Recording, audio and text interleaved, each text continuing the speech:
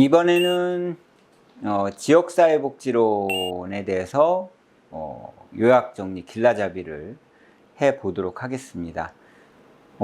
길라잡이라는 건 뭐냐면은 말 그대로 길을 인도하는 사람, 길을 인도하는 것, 이런 것들을 얘기를 하는 것을 우리가 길라잡이라고 얘기를 합니다. 그러니까 이제 뭐라 그럴까, 끄트머리를 잡고 그것을 끊어지지 않게 만들어주는 역할들을 하는 것을 의미하는데, 지금 이제 유튜브에서 나오는 내용들로 종합적인 학습을 하기는 어렵습니다. 내가 공부를 해야겠다, 이 정도면은 내가 충분히 공부를 할 수 있다라는 동기부여를 해드리는 거고, 여러분들이 교과서를 보시고 이해가 안 되는, 내가 뭐 도대체 아무리 요약 정리가 돼 있다 하더라도 이것을 어떻게 공부해야 될지 모르겠다라고 할 때 이런 방식으로 공부해라라고 말씀을 드리는 겁니다. 그래서 이제 계속 말씀을 드리지만 나는 요약 정리가 좀 필요하다. 근데 강의를 그렇게 막 정기적으로 들을 수 있는 상황도 안 되고 노동부도 못 듣겠다라고 하시는 분 있으면은 단연간 그 녹화를 다 했기 때문에 그 안에 있는 내용들을 좀 그냥 보세요. 보시면은 좀 도움이 될 수도 있다라는 말씀을 드립니다. 자, 이제 후반전으로 넘어가서 우리가 지역사회복지론, 그 다음에 정책론, 행정론, 법제론 이렇게 되어 있습니다. 자, 지역사회복지론에 대해서 좀 이야기를 나눠보도록 하겠는데요. 지역사회복지론은 대학생들이 좀 어려워합니다. 이 이유가 뭐냐면은 아직 현장 경험이 없다 보니 이 지역사회에 대해서 명확하게 이해하지 못하는 거죠. 그리고 지금의 지역사회에 대해서의 전공생들 말고도 인식이 그다지 많이 없어서, 그죠? 예, 대인관계라든가 이런 것들이 많이 없다 보니 이거 개념이 안 서는 거죠. 그런데 이제 그 현장에서 있는 사회복지사들은 이제 감으로, 느낌으로 알 수 있는 것들이 있고, 그 다음에 지역사회복지론의 25문제 중에서 15문제에서 많으면 한 17, 18문제까지는 지역사회복지론 문제가 맞지만 나머지는 정책론, 행정론, 법제론 문제와 유사한 성향을 띠고 있습니다. 또 17문제가 지역사회복지론 문제랑 비슷하지만 또 한편으로 본다고 그러면 그 시대 때의 어떤 지역사회의 여러 가지 문제, 어떤 경제적인 문제, 뭐 사회적인 문제, 인구 문제, 환경 문제, 이런 것들과도 연관이 되어 있는 영역이라서 시류, 즉 세상이 돌아가는 것에 대한 것과 연관시켜서 공부를 하지 않으면은 좋은 점수를 얻기 어려운 과목이기도 합니다. 하지만 기본적으로 10문제는 충분히 넘길 수 있는 게, 지역사회복지론 공부를 하지 않아도 지역사회복지론 문제가 한 10문제에서 15문제는 우습지 않게 맞춥니다. 하지만 나머지 부분들에 대해서는 기본적으로 사회상식이라든가 행정론, 정책론, 법제론과 관련된 상식적인 부분들이 있어야 풀 수 있는 문제라고 볼 수 있습니다. 그래서 우리가 사회복지사들이 그 공부를 할 때 종합적이고 통합적인 공부를 해야 된다는 이유가 바로 이 지역사회복지론이고, 더더군다나 인간행동과 사회환경 실천론, 실천기술론에 대한 내용도 지역사회복지론에 포함이 되고 있으며 그 뒤에 있는 행정론, 정책론, 법제론에 대한 내용도 포함되고 있어서 굉장히 종합적인 과목이라고 볼 수 있습니다. 그래서 여러분들 이 지역사회복지론 과목을 사실은 중간에 제가 이제 넣어서 교육을 하는데, 왜냐하면 지역사회복지론 내용이 재밌거든요. 저만의 생각이 아니라 대체적으로 듣기 전에는 되게 짜증나는 제목일 수 있는데, 근데 이제 들으면은 사실은 되게 재밌습니다.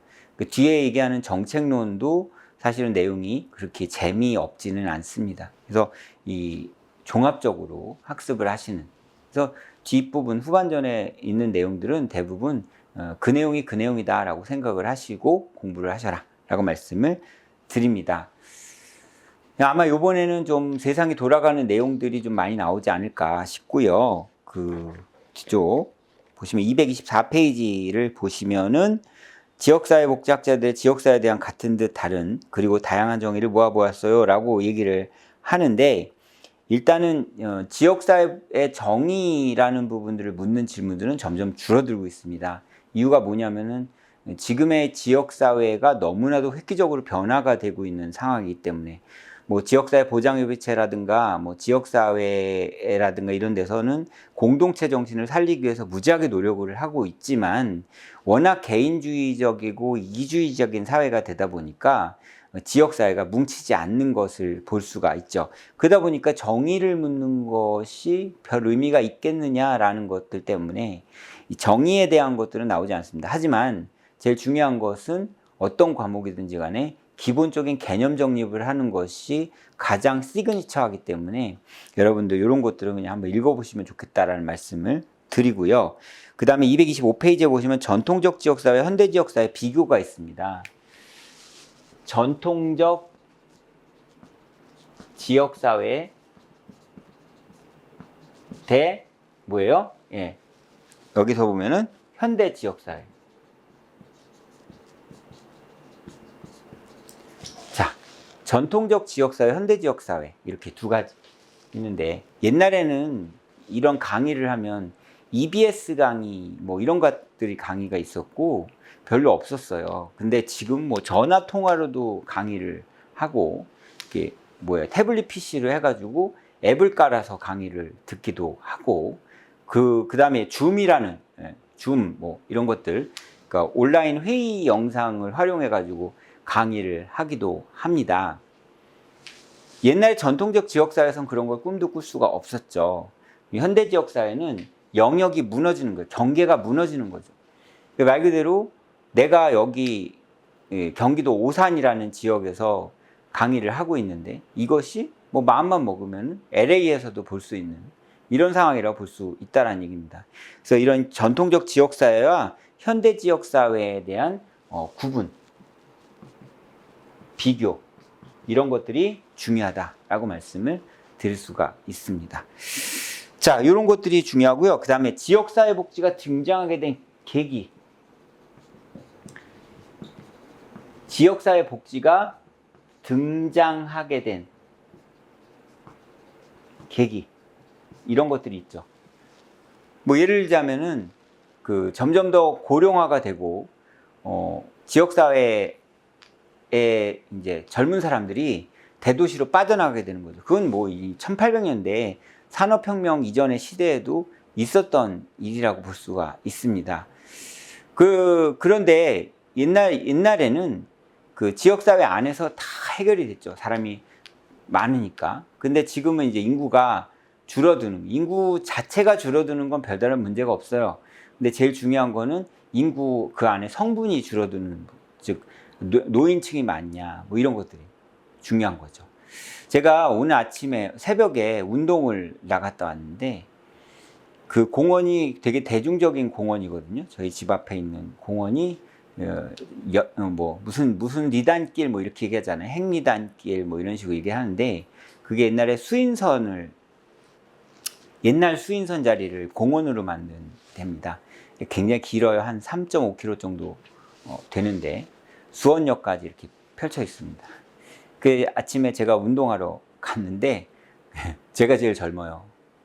거기 보면은 어르신들만 잔뜩 있는, 잔뜩이라고 해서 좀 그렇지만 정말 잔뜩입니다.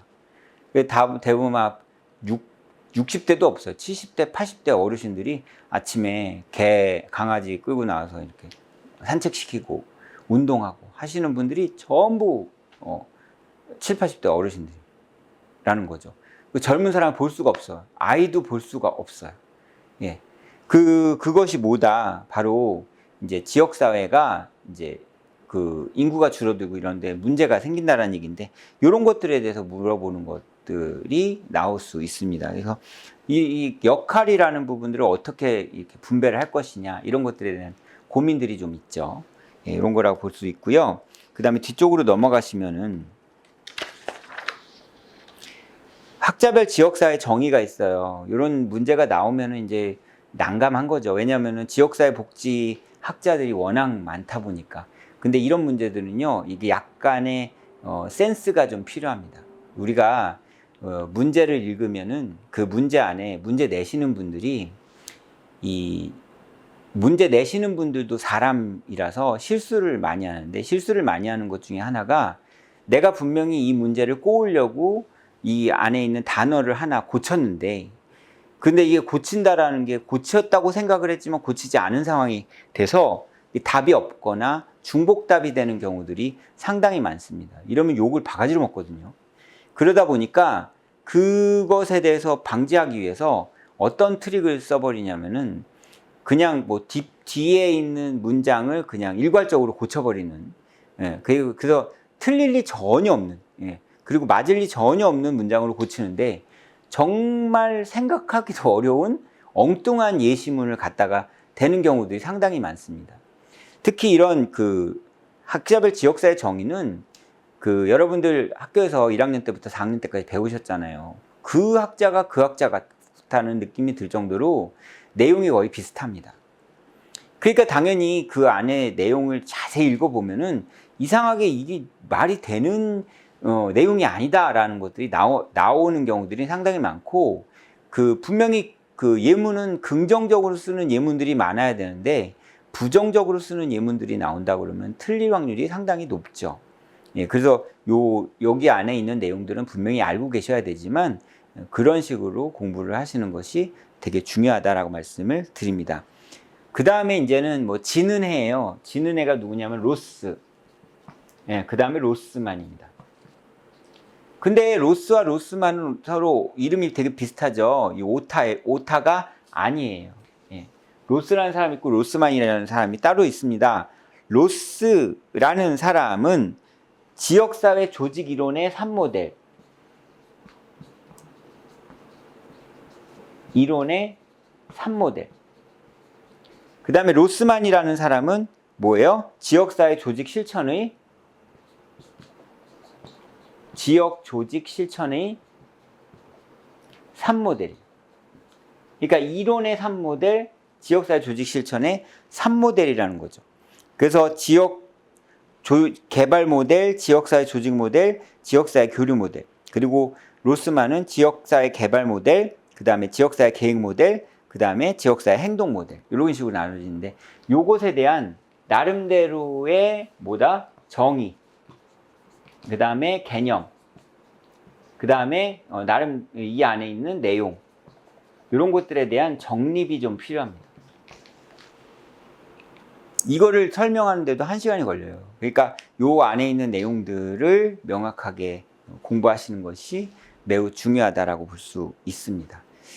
뭐 다른 교과서를 이용하는 방법도 있는데 워낙 그 내용들이 비슷비슷해서 이해가 쉽지는 않습니다만은 요 옛날에는 2018년도인가 그때는 이 로스와 로스만에 대한 문제만 5문제, 지역사회복지론 비중에서 전체 17문제, 25문제 중에서 7, 8문제는 그 다른 과목 문제라고 본다고 그러면은 3분의 1 문제가 로스와 로스만의 문제였습니다. 근데 지금은 이제 지는 해인 이유 중에 하나가 뭐냐면은 지금 현재 어떤 사회적인 상황으로 본다고 그러면 딱 하나 써먹을 거는 지역 주민의 자주성, 참가, 이런 것들을 얘기하는 것들에 대해서 얘기를 하는 거기 때문에 로스와 로스만에 대한 이론은 많이 비중이 줄었습니다만 아직도 2-3문제 나올 정도의 위력은 돼요. 그 17문제 중에서 2-3문제면 많은 문제죠. 그래서 로스와 로스만에 대한 이야기, 이런 내용들도 알아두셔야 될 필요가 있고, 그 다음이 웨일과 갬블. 예, 웨일 앤 갬블. 갬블이라는 사람이 있습니다. 여기서 근링 지역사회 조직, 그 다음에 기능적 지역사회 조직화. 요것도 이제 중요해요. 이 웨일과 갬블이 최근 3년 동안 뜨는 해였거든요. 예, 뜨는 해였고, 이 근린 지역사회 조직 모델하고 기능적 지역사회 조직 모델하고 이 2개의 모델이 번갈아서 나올 정도로 웨일과 갬블의 모델도 굉장히 중요한 모델이라고 볼 수가 있습니다. 그러니까 여기의 비중이 웨일과 갬블로 같다라고 생각을 하시면 됩니다. 근데 이제는 근린 지역사회 조직 모델하고 기능적 지역사회 조직 모델만 물어보지 않아요. 지역사회 경제개발 뭐 이런 모델하고 가장 많이 물어보는 게 정치 사회행동 모델이에요. 근데 지금 이 정치 사회행동 모델 같은 경우에는 지금 우리나라에서 일어나는 어떤 이 정치적인 부분, 사회적인 부분에서 굉장히 많이 쓰는 모델이라고 볼 수 있다라는 얘기입니다. 여기 정치 사회행동 모델 보시면 지역사회에서 불평등을 극복하거나 지역사회 욕구를 무시하는 의사결정자에게 대항하는 부분이 있죠. 뭐 지하철 역사에서 장애인이 엘리베이터 설치를 요구한다든가, 아니면은 광화문에서 특정 이익집단이 그 위정자들, 정치인들한테 이런 것을 해달라고 얘기한다든가, 이런 것들을 얘기하는 것이 정치 사회행동 모델이라고 볼 수 있습니다. 그 다음에 연합은 이 웨일과 갬블 모델인데, 이거를 다른 사람의 모델에다가, 다른 그 학자의 모델에다가 집어넣어서 헷갈리게 만드는 걸로 들어갈 수 있는 것이고요. 사회운동 모델 같은 경우에는 떠오를 수도 있는 모델이라고 볼 수 있습니다. 약간 정치 사회행동 모델하고 비슷하지만 사회운동 모델 같은 경우에는 뭐 ESG, 이거 사회운동 모델, 줍깅 뭐 이런 것들, 조깅을 하면서 쓰레기 줍는 거, 이런 거 사회운동 모델이라고 생각할 수 있습니다. 사회복사는 사회운동의 핵심은 아니에요. 사회운동을 할 수 있는 사람이긴 한데 사회운동의 핵심은 아니다라고 말씀을 드릴 수가 있습니다. 그 다음에 또 떠오르는 사람이 길버트와 스펙트예요. 근데 이 길버트와 스펙트는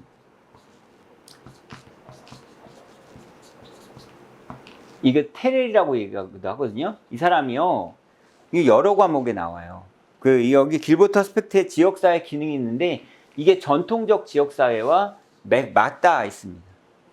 그래서, 예, 길버트 스펙트는 전통적인 부분들, 전통적 모델. 예, 이렇게 생각을 하시면 좋겠다라고 말씀을 드립니다. 자, 그 다음에 포플이라는 사람도 있어요. 예, 많죠, 포플. 이 사람도 그렇고. 그러니까 이제 점점 더 로스와 로스만으로 치중되던 이 지역사회 복지 이론이 웨일 앤 갬블로 넘어가고, 웨일 앤 갬블에서 길버트 스펙트로 넘어가고, 뭐 이런 식으로 해가지고 문제가 분산되는 상황이 된다라는 것들을 의미하는 거라고 보시면 좋을 것 같습니다. 그래서 제가 교과서 고친 것 중에 지역사회복지론 교과서가 제일 많이 바뀌긴 해요. 그 다음에 이제 워렌이라는 사람도 있습니다. 워렌. 근데 이 포플하고 워렌은 종류를 내보내요. 다음 중 포플의 이론이 아닌 것은, 워렌의 이론이 아닌 것은, 이런 식으로 얘기하거나, 포플은 뭘 얘기를 했다, 워렌은 뭘 얘기했다, 이런 식으로 해서 오지선다형으로 내는 경우들도 상당히 많은 인물입니다. 계속 느리긴 하는데 이 문제를 내는 교수님들이 무슨 생각에서 그런 건지 점점 더 주류에서 벗어나서 한 번도 들어보지 못한 비주류 사람의 얘기를 하는 경향들이 있습니다. 그럼에도 불구하고 지금 여기에서 언급한 학자들이 얘기한 내용들이 지금 우리나라 세상에서 보여주는 내용들과 비슷하기 때문에 여러분들 요 책 안에 있는 분들에 대해서는 다 알고 계셔야 될 필요가 있다는 얘기입니다. 이게 좀 부족하면 다른 교과서도 참고로 보시면 좋을 것 같고요. 그 다음에 또 하나는 뭐냐면은 이 영상도 공부하는 거, 이런 것들 좀 보시면 좋을 것 같고요. 검색창에서도 찾으셔도 될 필요가 있다라는 얘기입니다. 자, 그 다음에 231페이지에 보시면은 지역사회복지 역사, 한국, 미국, 영국의 지역사회복지 역사의 이해라는 부분들이 있는데, 제일 중요한 건 우리는 우리나라 사람들이니까 한국의 역사,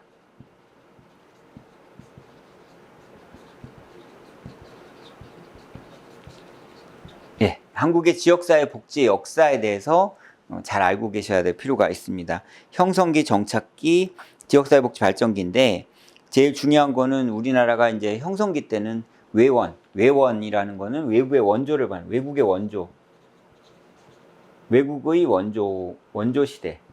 그래서 1950년대부터 70년대까지는 외국의 원조 시대였다라고 얘기를 합니다. 80년대, 90년대에는 정착기. 예, 지금 정착기가 되고, 지금은 이보다 더 좋을 수는 없다, 발전기. 이런 것들. 예, 이런 것들이 되게 중요하고, 미국의 지역사회복지 역사는 정책론에서 더 많이 나오는 편이라고 보시면 좋을 것 같습니다. 하지만 여러분들 232페이지에 지역사회복지 발전기 있죠? 미국. 이 부분에 대해서는 어느 정도 이해를 하고 계셔야 될 필요가 있다라고 말씀을 드립니다. 그래서 미국은 지역사회복지 발전기 이 부분 중심 학습이 필요하다라고 말씀을 드립니다. 그 다음에 영국은 그냥 넘어가고 그 뒤에 시어버그라고 있습니다. 영국의 보고서 비버리지 보고서만 있는 것이 아니라 시본 보고서, 허버트 보고서, 버클레이 보고서, 그 다음에 그리피스 보고서. 요것에 대한 특성들을 명확하게 아시는 것이 매우 중요하다라고 말씀을 드립니다. 자, 그 다음에 뒤쪽으로 넘어가시면은 이거 시본 보고서, 허버트 보고서, 버클레이 보고서, 그리피스 보고서 요거 순서도 아셔야 되고 정의도 아셔야 되고 뭐 이런 것들이 다 개념도 아셔야 되고 예. 그 다 써놨으니까 보시면 좋을 것 같고 그 다음에 이제 지역사회복지 관련 이론이 있습니다. 제1론. 지역사회복지 관련 이론.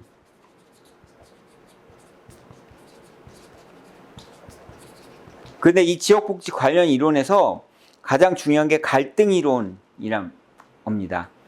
갈등 이론하고 자원동원 이론. 그 다음에 엘리트주의 이론입니다. 엘리트주의 이론은 지금 우리나라 사회의 모습과 되게 많이 맞닿아 있죠. 그래서 갈등 이론,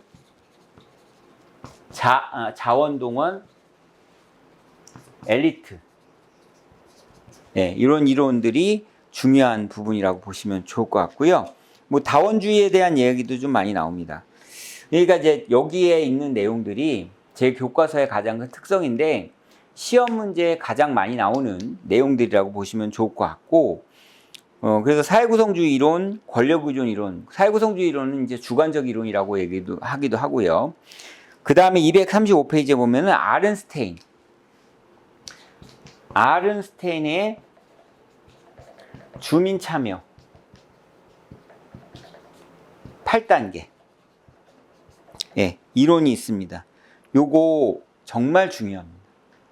그러니까 이게 오타가 아니고 1단계가 밑에서부터 아파트형으로 돼 있는 요 내용을 보시는 것이 매우 중요하다라고 말씀을 드릴 수가 있습니다. 그 다음에 이제 5번째부터는 이제 법제론하고 그 다음에 정책론하고 또 연관이 되어 있는데 지역사회 복지관, 예, 지역사회복지관, 그 다음에 사회복지사업법, 그 뒤쪽에 사회복지협의회와 사회복지사업법, 그 다음에 그 뒤쪽에 뭐예요? 예, 쭉 보시면은 예, 공동모금회와 사회복지사업법, 그 다음에 탈시설하고 재가복지, 그 다음에 지역사회보장협의체 예, 이런 얘기들이 있습니다. 뒤쪽에를 우리가 전문용어로 분야론이라고 얘기를 하는데 법과 관련된 부분이어서 쟁점들이 좀 있습니다. 제가 아까 말씀드렸듯이 그 챕터 있잖아요. 그 챕터 안에 중요 부분이라는 것을 아셔야 되는데 특히 맨 처음에 서두에 말씀드렸다시피 지역사회 보장 협의체라는 것에 대한 어떤 지역사회 보장 계획 이런 것들에 대한 내용들을 알고 계셔야 됩니다. 왜냐하면은 2026년도에 2027, 2018, 2029, 2030년도에 4년 동안 해야 될 지역사회 보장 계획을 세우기 때문에 지역사회 보장협의체하고 지역사회 보장 계획에 대한 것들에 대한 내용은 반드시 알아두셔야 될 필요가 있고 뭐 종합사회복지관이라든가 사회복지 사업법이라든가 뭐 기타 공동모금회법이라든가 이런 것들이 한 문제씩 나오는 경향들이 좀 있다라는 말씀을 드리는 겁니다. 그래서 뭐 여러분들 또 여기 지역사회복지론에서 요번에 진짜 핵심적으로 나온 그래서 나름대로 다른 과목들하고 법제론과 또 연관이 되어야 되는 것이 뭐냐면은 바로 돌봄통합법입니다.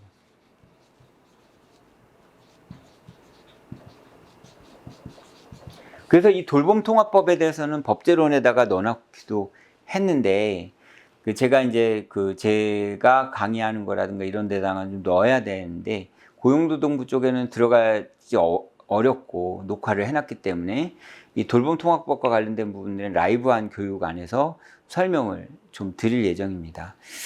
한 두세 문제의 영향이 있을 수 있는데 이게 과목당 두세 문제라고 보시면 지역사회복지론하고 법제론하고 합치면은 한 5-6문제 나오기 때문에 당락을 좌우할 수도 있는 부분이라고 보시면 좋을 것 같습니다. 그래서 지역사회보장협의체, 뭐 기능, 역할, 뭐 이런 것들, 그 다음에 뭐 지역사회보장계획은 몇 년에 한 번 하냐, 4년에 한 번 한다, 뭐 이런 얘기들, 이런 것들이 이제 중심이라고 보시면 좋을 것 같습니다. 그래서 그런 그 내용들을 뒤에다가 아주 충실하게 써놨어요. 그 다음에 이제 마지막으로 보면은 여러분들 250페이지 보면은 사회적 경제라는 게 있습니다. 이 사회적 경제라는 부분들이 지금의 핫 이슈.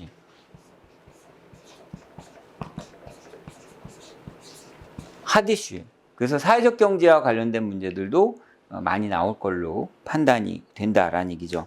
그래서 사회적 경제의 정의, 그 다음에 우리나라 사회적 경제의 종류, 이런 것들이 있고, 그 다음에 251페이지에 보시면 사회적 협동조합과 사회적 기업의 차이, 이런 것들이 있고요. 그 다음에 최근의 지역사회복지 동향. 최근의 지역사회복지 동향. 이런 것들이 있고요. 특이하게 이 지역사회복지론에서 정치와 관련된 부분이 나오는데 이게 뭐예요? 지방자치. 예, 지방자치와 관련된 부분이 나옵니다. 그래서 251페이지에 제가 그것을 정리를 좀 해놨으니까 그걸 좀 보시면 좋겠다라는 말씀을 드립니다. 자, 이렇게 해가지고 여러분들과 함께 지역사회복지론에 대해서도 정리를 좀 해봤습니다. 앞부분을 좀 강화를 시켜서 여러분들한테 설명을 드렸고, 지역사회복지론은 그 아까 실천론처럼 딱딱 떨어지는 게 아니고 뭐라 그럴까, 굉장히 상식적이고 지식적인 것들을 많이 요구를 하는 것이기 때문에, 저는 뉴스 보는 것도 싫어하고, 저는 드라마 보는 것도 싫어하고, 저는 뭐 다큐멘터리 보는 것도 싫어하고, 사회가 어떻게 들어가는 것도 싫어하고, 이렇게 된다고 그러면 지역사회복지론 문제를 푸는 게 상당히 어려울 수밖에 없습니다. 결국에는 상식을 많이 알아야 풀 수 있는 과목이기 때문에 이 안에서 이 책을 가지고 공부를 하는 걸로 본다 그러면 10문제에서 15문제 정도는 뭐 맞을 수 있지만, 나머지 부분들에 대해서는 그러니까 개념조차 성립이 안 될 수도 있다라는 것들을 말씀을 좀 드립니다. 그러니까 좀 사회에 관심이 많으신 분들은 고득점을 할 수 있는데, 관심이 좀 없다라고 판단이 되어지시는 분들은 공부를 또 따로 하셔야 될 필요가 있습니다. 자, 이제 우리는 정책론으로 넘어갈 예정이고요. 정책론, 행정론, 법제론 이렇게 공부하시면 됩니다. 유튜브로 8과목을 정리하는데 불과 20-30분임에도 불구하고 굉장히 힘들죠. 공부할 때 길라잡이, 앞부분에서 보시면은 내가 이런 식으로 공부하면 되겠구나라는 것 정도만 생각을 하시면 좋을 것 같습니다. 그럼 정책론에서 뵙도록 하겠습니다.